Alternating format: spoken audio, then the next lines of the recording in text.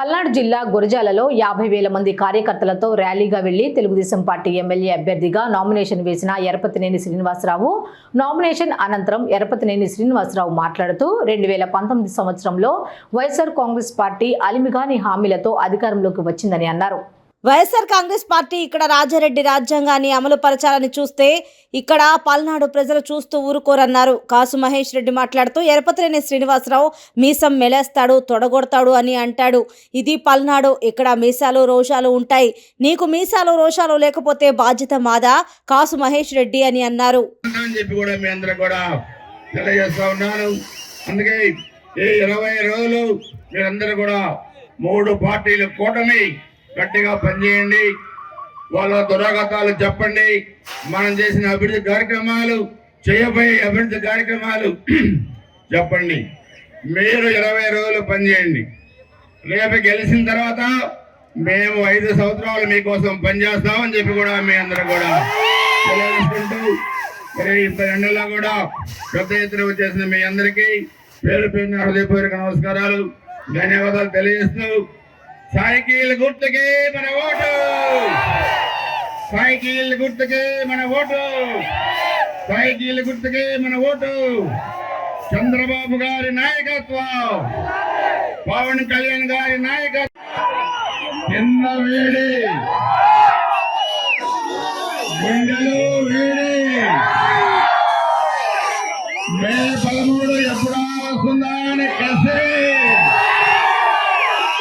5 సంవత్సరాల అవమానాలకి, 5 సంవత్సరాలు పెట్టిన ఇబ్బందులకి మే 13 బదులు తీర్చుకోవడానికి సిద్ధంగా ఉన్నా తమ్ముళ్ళందరికీ తెలుగుదేశం, జనసేన, భారతీయ జనతా పార్టీ నాయకులు, కార్యకర్తలందరికీ అభినందనలు.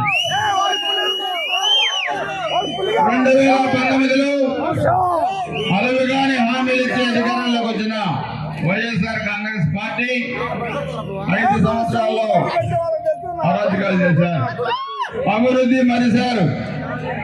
జగన్మోహన్ రెడ్డి ముఖ్యమంత్రి అయిన తర్వాత ఈ రాష్ట్రం ఆయన సొంతం అనుకున్నాడు. ఎడుపులపై ఎస్టేట్ ఎదుర్కొన్నాడు ఆంధ్రప్రదేశ్. అంబేద్కర్ గారి రాజ్యాంగం కాకుండా వాళ్ళ తాత రాజారెడ్డి రాజ్యాంగం అమలు చేసే పరిస్థితికి వచ్చారు. 20 ఏళ్ళు అధికారంలో ఉంటా ఉన్నారు. ఆయన కూడా అంటాడు, ఎరపతినేని శ్రీనివాసరావు తొడగొడతాడు, మీసం వెలిస్తాడు అంటాడు. నాకు మీసం ఉంది, నాకు రోషం ఉంది. నేను తొడగొడితే నీకేంటి నష్టం?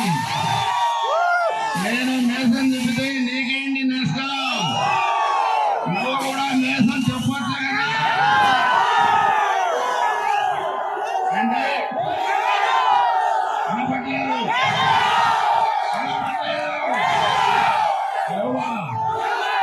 ఆయనకి మేసాల వైపు నేనే పెంచాలా? అందుకే నేను చెప్తున్నాను, ఇది పల్నాడు. మీకు పల్నాడు చరిత్ర తెలియదు మిస్టర్ కాసు మహేష్ రెడ్డి గుర్తుపెట్టుకోవాలి. అందుకే ఈ ఎన్నికలు, వచ్చే ఎన్నికలు మే 13 తారీఖు జరగబోయే ఎన్నికలు కాసు మహేష్ రెడ్డి అహంకారానికి, గురజాల ఆత్మగౌరవానికి మధ్య పోటీ అని చెప్పి కూడా మీ అందరికీ